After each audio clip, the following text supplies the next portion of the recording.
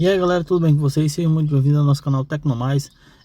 Já se inscreve aí, já deixa o like e deixa o seu comentário. Galera, o vídeo de hoje é sobre como desativar a opção de receber viagens pagas com dinheiro no Uber. Então vamos lá. Você vai entrar aqui no seu aplicativo, como eu acabei de entrar, certo? Aqui ao lado de procurando viagem, lado esquerdo tem esses dois pontinhos aqui, ó, pontinhos com risco. Você vai clicar nele, certo? Clicou nele, tem as opções aqui, viagem, Uber Flash, Uber Pet, Uber X. Isso aqui você pode estar ativando ou desativando, certo? Com o que você vai deixar aí o que você vai querer aceitar, ok? E mais aqui abaixo você vai ter a opção aceitar dinheiro. Você pode estar desativando essa opção, ok? Essa opção aqui.